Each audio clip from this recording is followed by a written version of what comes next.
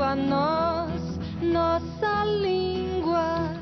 Olá, começa aqui mais um Nossa Língua Portuguesa. Hoje eu converso com uma testemunha privilegiada dos últimos 40 anos da música brasileira, da música popular brasileira. Eu converso com o jornalista, com o produtor musical, com o revelador de talentos, com o letrista Nelson Motta. Você vai recordar alguns dos sucessos que ele, Nelson, escreveu. Não saia daí, eu volto já já. Língua portuguesa, nossa língua portuguesa, nossa língua, nossa língua, nossa língua portuguesa. Nossa língua. Nossa língua portuguesa. Nossa língua, Nossa língua, nossa língua portuguesa. Nossa língua portuguesa. Nossa língua, nossa língua. Nelson Motta. Pasquale, um prazer estar aqui com você, seu leitor. Puxa vida, e eu seu cantor. Obrigado. Desde o cantador, que é a primeira letra da qual eu me lembro. Talvez você escreveu alguma antes ou foi a primeirona essa? Escrevi antes o Saveiros. Saveiros, que é uma que a beleza. gente ganhou o festival. Escrevi De Onde Vens, aquela dor de amor, quando não passa. É porque o amor... Eu tinha 20 anos, não sabia nem o que estava dizendo ali. Tudo isso década de 60, meio da década de 60, não é isso? Metade ali, você participando de festivais também, não é? O cantador participou. Participou. A Elis Regina ganhou o melhor intérprete com o cantador. Puxa vida, e você tinha míseros, entre aspas, no bom sentido, claro. 21zinho. Depois de ter sido na escola, como é que é a história? Você foi reprovado? Eu fui reprovado em português 2 vezes, Pasquale. Hoje eu tenho até um certo orgulho disso pela minha resistência, né? Primeiro na segunda série, que era o ginásio, eu não sei o que é isso hoje, o primeiro grau. É o primeiro grau, é. Né? E depois na primeira série do segundo grau, que foi pior ainda, que eu fiquei para a segunda época, recuperação, que chama, e levei bomba na recuperação. Tinha que tirar a nota 4, tirei 2. E, no entanto, eu vivo disso, vivo de escrever como jornalista, como escritor e como letrista. Então, pessoal reprovado, não percam as esperanças.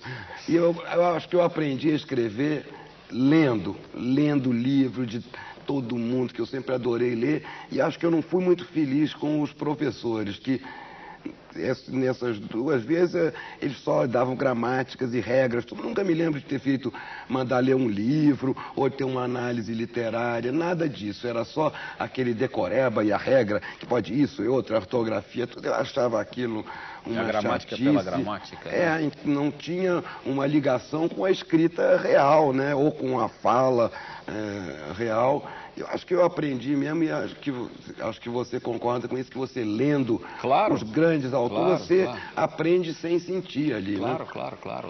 Funciona como um espelho que serve de farol até, né? Isso. Parafraseando algum poeta aí. Né?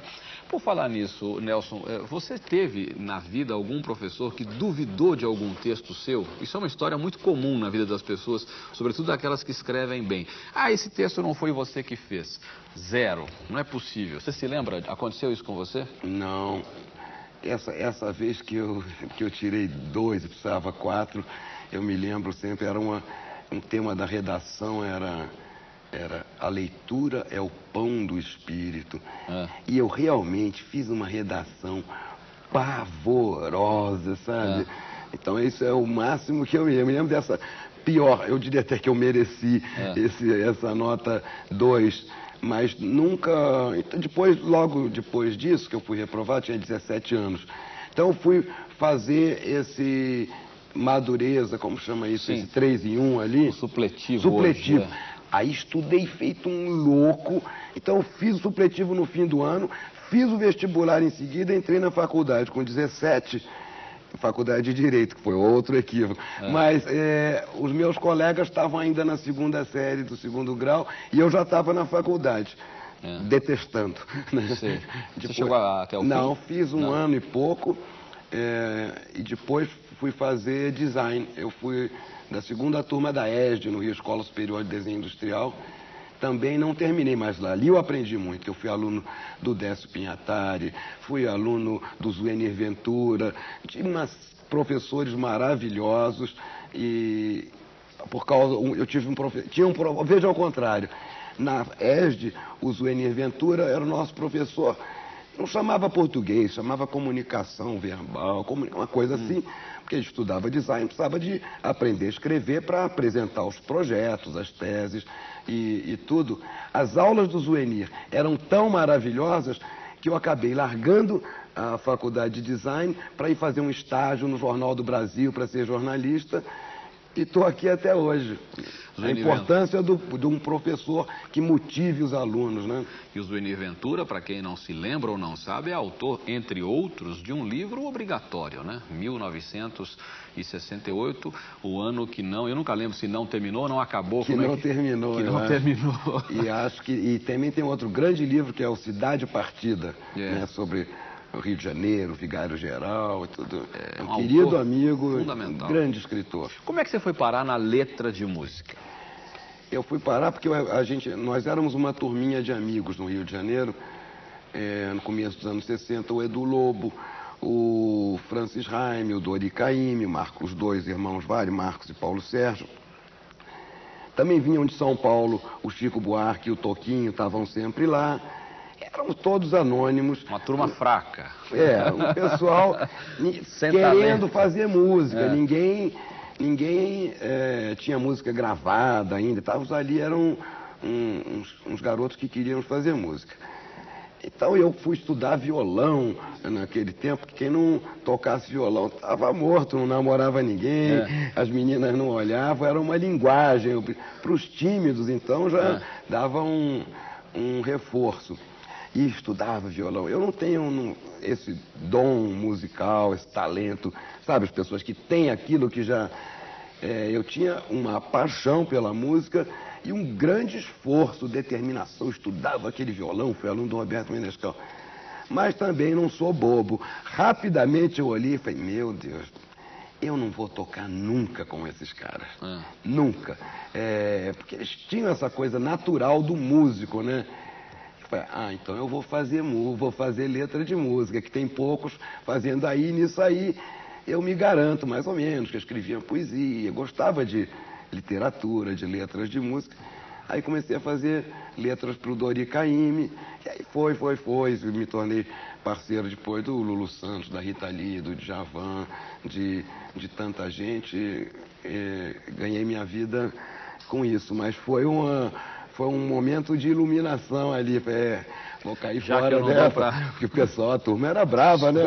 Do Lobo e companhia bela, né? Pegavam um violão, aí ele falou, esse cara parece que já nasceu tocando, para eles era uma facilidade aquilo. E por falar nesses seus parceiros mais recentes, entre aspas, né? Com alguns você fez até letra em português de músicas estrangeiras, versões, né? Por exemplo, Pino Daniele, se não me engano, você chegou Fiz uma das minhas letras que eu mais gosto. Isso aí eu queria até que você podia me esclarecer. Eu nunca fiz letras, fiz uma ou outra, assim, realmente uma versão, uma tentativa de tradução e adaptação daquilo. A maioria das chamadas versões que eu fiz de músicas estrangeiras, na verdade, são letras absolutamente originais. Essa música do Pino Daniele, Bem Que Se Quis, que foi um grande sucesso com a Marisa Monte. Eu conheci o Pino na Itália, quando eu morei lá, e eu ouvi aquela música, que música linda. Eu falo italiano bem, eu morei 2 anos lá, mas a letra era metade em italiano, metade em napolitano, que eu não entendo nada, como você sabe, é outra língua. Outra história. É a língua dos meus pais. Então eu fiz uma letra como se fosse uma melodia sem letra. O do Lulu Santos, que tivesse mostrado uma melodia sem letra, eu fiz a letra totalmente original. Agora vem pra perto, vem depressa, vem sem fim, dentro de mim, que eu quero sentir o teu corpo pesando sobre o meu. Vem meu amor, vem pra mim, me abraça devagar, me beija e me faz esquecer. Anos depois, quando eu voltei à Itália, mostrei para o Pino Daniele a gravação da Marisa, ele delirou, ele achou deslumbrante, disse que ele não entendia nada, né? Ele não entendia nada, mas o som das palavras era deslumbrante para ele. Ele achou muito mais bonito do que como soavam as palavras da letra original dele. Então, muitas letras que eu fiz bonitas para músicas estrangeiras são letras originais. O que você fez em Dancing Days? Como é que é a história do O Dancing Days? foi eu tinha a minha discoteca, né, a Dancing Days, que durou 4 meses só, mas... No Rio, isso? No Rio. Em 76, foi uma sensação aquilo. Lançou as frenéticas, que eram garçonetes ali, que cantavam uma coisinha ou outra. A coisa foi um sucesso tão grande e que quando o Gilberto Braga escreveu a novela, ele falou, essa novela era sobre ambiente de discoteca, ele falou, tem que chamar Dancing Days. Agora, Dancing Days o nome era meu, então a TV Globo me comprou o nome Dancing Days, na verdade por uma besteirinha e tudo, porque, sei lá, valeu a pena. E aí ainda para me adoçar a boca mais, e você faz a música de abertura da novela. Então eu fiz com o Rubens Barra, que era o pianista das Frenéticas, e nós fizemos... A música é dele, a letra é sua. A letra é minha. Abra suas asas, solte suas feras, saia na cantaia, entre nessa festa e leve com você meu sonho mais louco, eu quero ver seu corpo lindo, leve, solto. Eu acho que, Pascoal, a letra de música, acho que tem que ser música antes de ser letra, ela tem que soar bem primeiro, né? Tem um som bom, porque a rima, isso tudo na poesia escrita, tem a menor importância, mas dentro de uma música, uma rima interna ou no final do verso, isso dá um ritmo danado na história a letra de música tem que ter ritmo e sonoridade, né? É verdade, ler uma letra, às vezes, no papel, às vezes não diz nada, né? Eu acho que nunca funciona, rarissimamente funciona lido. Eu acho que tem grandes letras, tipo do Jorge Benjor, do Djavan, que são coisas loucas, que não tem essa coisa literária, que são letras estritamente musicais mesmo, sonoras. Eu acho isso admirável, eu acho que a letra... mas quer dizer o quê? Quer dizer o que soa, né? Antes de entrar no livro, a gente vai falar do Noites Tropicais, é claro, mas você é parceiro também naquela obra que a Rede Globo usa no fim do ano. Sim, O Novo Tempo. O Novo Tempo, né? A letra é sua e do Paulo Sérgio Vale, a música é do Vale. Marcos Vale. Nós tínhamos em 70, nós tínhamos uma companhiazinha de jingles, nós três, e a TV Globo encomendou pra gente um jingle de Natal. Era um jingle só. Era para entrar 15 dias e tchau, acabou, nunca mais. E a música foi um sucesso. Então, aquele Natal virou uma coisa... Eu nunca imaginei. E para te dizer a verdade, eu não me orgulho muito daquilo. Aliás, não me orgulho nada daquela letra. A única coisa que eu acho que é bacana ali é esse pedacinho final. Hoje a festa é sua, hoje a festa é nossa, é de quem quiser, quem vier, que é uma coisa mais generosa, mais democrática, assim, porque no começo aquilo eu não gosto, não. Se eu pudesse, mudava. Ah, é? Daqui a pouco você pensa no assunto e quem sabe mude. Tem uma letra que você fez da qual eu gosto muito, música do Guilherme Arantes, Coisas do Brasil. Né? É uma das minhas favoritas. É tão bonito. E a gravação é bonita, a voz do Guilherme. O que pintou nessa hora para você escrever essa música, isso? Olha, eu tenho... Em 86, era o auge do rock no Brasil, do Rock Brasil, onde eu estava profundamente envolvido naquilo, que eu era dono do Noites Cariocas, lá no Morro da Urca, onde praticamente todas essas bandas, Titãs, Legião, Paralamas, Cazuza, todo mundo começou ali, né? E eu estava muito envolvido com aquilo, e o rock só aconteceu no Brasil porque já foi redemocratizado, rock com censura, com repressão, não dá E eu achei bacana fazer com um músico pop, rock, como o Guilherme, que fez uma bossa nova né, uma estrutura de bossa nova. Então ali naquela letra eu pude voltar ao meu primeiro amor, que é a bossa nova, e fiz uma letra com aqueles ambientezinhos da bossa nova, do bar à beira-mar, da praia, da saudade, de tudo, e é uma das minhas letras que eu mais gosto. Foi tão bom te conhecer, tão fácil te querer, triste não te ver por tanto tempo, é bom te encontrar. Quem sabe feliz, com a mesma alegria, de novo. Eu vou chamar um pequeno intervalo, daqui a pouco a gente volta para continuar a conversa com o Nelson Motta e a gente vai falar do livro, né, que o Nelson escreveu há pouco tempo, que está por aí fazendo um baita sucesso. Até já. Estamos de volta conversando com o Nelson Motta, uma espécie de factotum, né? A gente disse no começo tudo que ele já fez e faz, né, na música brasileira. Personagem vivíssima de toda essa história dos últimos 40 anos da música brasileira. Antes de falar do livro, eu não resisto à tentação de falar de uma letra importante que você fez, música do Lulu Santos, né? Como uma onda, né? Queria que você falasse um pouquinho. Essa é talvez a minha música mais popular, né?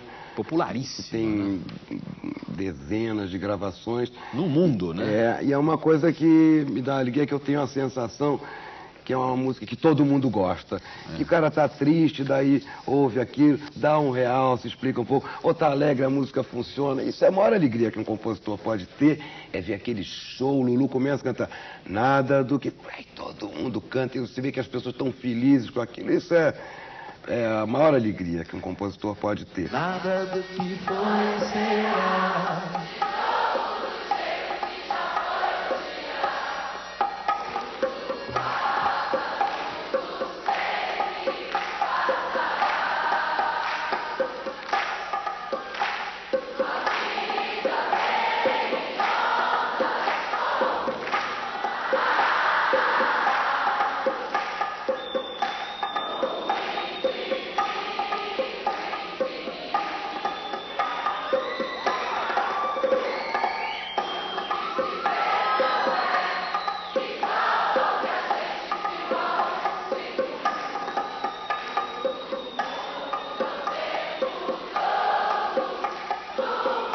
Na verdade, era uma música para um filme, que o filme chamou Garota Dourada, foi um fracasso retumbante.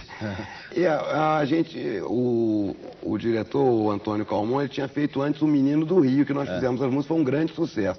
Vamos fazer a sequência agora, vamos. Isso nunca dá certo, né? O 2. Então, quando o Lulu me mostrou aquela melodia ali, eu falei, cara... Sinto o cheiro de gol, isso é um hit, porque era uma melodia maravilhosa. E foi um tempo que eu estava lendo muito, muito envolvido com filosofias orientais, com zen budismo. Eu tinha lido A Arte do Arqueiro Zen, tinha lido um livro maravilhoso do Jorge Luiz Borges, que chama Buda, que é um Buda visto pelo Borges, que é uma maravilha. Eu vivia esse contraste, assim, ao mesmo tempo vivendo no Rio de Janeiro, naquela explosão da redemocratização de Rock Brasil, no Noite Carioca, numa era totalmente de excessos totais, né? Uma explosão de tudo. Então eu fui buscar, queria ao mesmo tempo encontrar alguma paz, alguma serenidade no Zen ali, né? Até encontrei, mas quando veio aquela melodia do Lulu, eu juntei essas coisas zen que eu estava estudando com aquele ambiente de verão, era janeiro, no Rio de Janeiro, de praia, de surfistas, de cocotinhas, que chamavam na época as garotinhas, verdade, tudo. Cocota, eu tinha esquecido essa Tanto que a música tem um subtítulo ultra irônico de Zen Surfismo, que tem essa coisa que é muito esse eterno retorno à onda que vai e vem e se integra no mar. Uma metáfora, clássica metáfora da existência, né? Nunca é a mesma, é sempre e tudo, mas nesse ambiente de praia e tudo, então tinha o zen surfismo, que é um absurdo.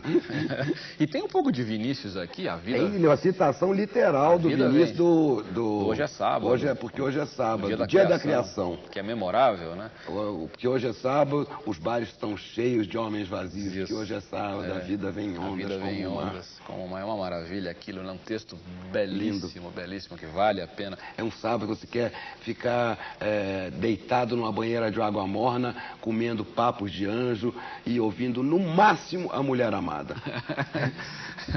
E por falar em Mulher Amada, e por falar em Vinícius, e por falar em música brasileira, em passado e em presente, vamos mostrar aqui, eu não preciso apresentar, todo mundo conhece, né? O Noites Tropicais. Com essa capa do Luiz Stein, com esse amarelão aí, só dá ele na livraria. Da editora Objetiva, né? Lá dos nossos amigos do Rio de Janeiro, do Feite, do Alfredo, Alfredo, a Isa Pessoa, que me ajudou muito na edição desse livro. O que rola aqui no Noites Tropicais? Isso, Pascoal, a minha vivência pessoal, eu escolhi essa forma de memórias para poder contar do ponto de vista, a história desses 40 anos de música, do ponto de vista de quem estava lá. Então, aí o jornalista ficou um pouco em segundo plano para dar lugar à testemunha, porque acho que muitos jornalistas poderiam fazer esse relato, mas poucos estavam lá como eu estava, tanto na Bossa Nova como no Rock Brasil nos anos 80. Quem estava no Rock Brasil não estava na Bossa Nova e vice-versa. Eu sou uma das poucas pessoas que tive esse privilégio. Por outro lado, também é contar a história dos meus amigos, que esses grandes personagens da música brasileira, desde os anos 60, são meus amigos pessoais, muitos deles amigos queridíssimos e a maioria deles amigos. E, sobretudo, porque eu entendo que a música popular é o maior tesouro que a cultura brasileira produziu. É a maior contribuição, aliás, uma das raras que o Brasil deu para a cultura desse século XX, para a beleza, para a alegria do mundo, é a música popular. Você pode falar de literatura brasileira no exterior, se fala do Machado, do Jorge Amado, pode falar do Paulo Coelho, tem um ou outro, né? Guimarães Rosa, que são traduzidos. Cinema também tem um outro, tem o Central do Brasil e coisa. Não tem esse problema, o cinema brasileiro. Cara, no exterior é bem difícil, o cara ri. Agora, quando você fala música popular brasileira, tira um chapéu para você nos Estados Unidos, no Japão, na Europa, em qualquer lugar. Então essa é a nossa grande contribuição. Eu queria dar esse motivo de orgulho para os brasileiros, para as minhas filhas. Eu tenho 3 filhas, a mais nova tem 19 anos, que não viu nada disso. Então, para ter esse motivo de orgulho dessa produção maravilhosa. E, ao mesmo tempo, a história não é uma história, embora seja memória, não é uma história do Nelson Motta, é uma história da música brasileira e desses grandes personagens que construíram, esses malucos, doidões, irresponsáveis, gênios, caretas, tem de tudo ali, sem preconceito, são esses que construíram essa história linda. Então, acho que é muito importante as pessoas saberem o quanto de bonito a gente já fez. Alguém já brigou com você por causa do livro? Não, porque eu não tenho... Tem uma frase que eu falei aqui, quando estava lançando o livro, está escrito aí até no livro, eu nunca perdi um amigo por causa de uma notícia. Os jornalistas ficam... Primeiro, eu acho que quem trabalha cobrindo política, economia, administração pública, tem que perder, não pode ter amigo, não pode perder notícia, tem que mandar pauta, tem que entregar tudo, tem que denunciar. Essa é uma função da imprensa. Quem trabalha com cultura, com outras coisas, eu não fui crítico de música que tem a obrigação de escrever uma crítica por dia. Eu fui colunista de jornal, quando eu gostava de um disco, eu escrevia. Quando não gostava, eu acho que o pior castigo eu ignorava completamente. Então, como eu sou um jornalista híbrido, porque... Antes de ser jornalista, eu já era compositor, antes eu já era amigo dessas pessoas. Então, como eles sempre me honraram muito com a confiança, e eu sempre honrei isso, eu nunca invadi a privacidade de ninguém, eu sabia os limites. Em retribuição, todas essas estrelas me davam em primeiríssima mão milhares de notícias, as melhores e as piores, que os outros jornalistas não tinham. Então pode ser encarado isso até como uma esperteza, né? Eu me lembro bem de você no jornal Hoje, na TV Globo, na década de 70, e você sempre dava ali notas relativas ao que havia de bom na música brasileira. Quer dizer, muitos de nós aprendemos com você também, entre outras tantas figuras importantes, mas aprendemos com você, assim, tivemos orientações de bom gosto musical, de... Isso, sempre bateria, eu tinha um critério também. No tempo da ditadura, que essas novas gerações não sabem como foi horrível aquilo, viver naquele tempo e tudo. Eu falei, era tão difícil você ter um espaço num jornal, um espaço numa televisão. Então eu achava que eu tinha que usar isso para jogar um pouco de luz nas coisas que estavam na sombra, que estavam escondidas ali, em vez de gastar meu tempo, gastar a paciência do leitor, só para falar mal do show de um medalhão, para espetar o ego de um medalhão. Isso é criancice, isso é besteira, isso não é crítica. Nelson, Cartão Vermelho. Você escreveu sobre futebol também, já um outro livro, mas... Confissões de um Torcedor. Cartão Vermelho para nós aqui, o tempo acabou. Muito obrigado. Obrigado a você, Pasquale. Obrigado a vocês. Vamos lá. Vamos lá, sempre para frente. Viva a música brasileira. Viva a música brasileira. A gente volta já já. Nossa língua portuguesa. Eu já disse aqui várias vezes e não me canso de repetir. Atire a primeira pedra àquele que nunca teve dúvida na hora de escrever uma palavra da nossa querida língua portuguesa. Eu vou chamar Marisa Monte para cantar uma belíssima canção do Pino Daniele, compositor italiano, com letra feita em português pelo querido Nelson Motta. Preste atenção, logo no comecinho há duas palavras cuja grafia talvez... Vamos ver. Bem que se quis, depois de tudo ainda ser feliz, mas já não há caminhos pra voltar. E o que a vida fez na nossa vida? O que a gente não faz por amor? Pois é, bem que se quis depois de tudo ainda ser feliz. Quis e feliz rimam, não é? Quis rima com feliz. Feliz, adjetivo, termina em Z de zebra. Desses adjetivos terminados em Z, como feliz, como capaz, como voraz, como feroz, fazem ser substantivos abstratos com C, velocidade, ferocidade, capacidade, felicidade, não é? Agora, feliz termina em Z, rima com quis, que se lê do mesmo jeito, né? O S e o Z aí tem o mesmo som, mas quis, como eu já disse, sem querer aqui, já entreguei a rapadura, quis se escreve com S, não se escreve com Z. Quando você conjugar o verbo querer, esqueça a letra Z, esqueça. Não existe Z nas formas do verbo querer. Quis, quiser, quisemos, quisesse, quiseram, todas essas formas se grafam com a letra S. Esqueça a letra Z ao conjugar o verbo querer. É isso. Língua portuguesa, nossa língua portuguesa, nossa língua, nossa língua, nossa língua portuguesa. Nossa língua. Nossa língua portuguesa. Nossa língua, Nossa língua, nossa língua portuguesa. nossa língua, nossa língua, nossa língua portuguesa. Nossa língua,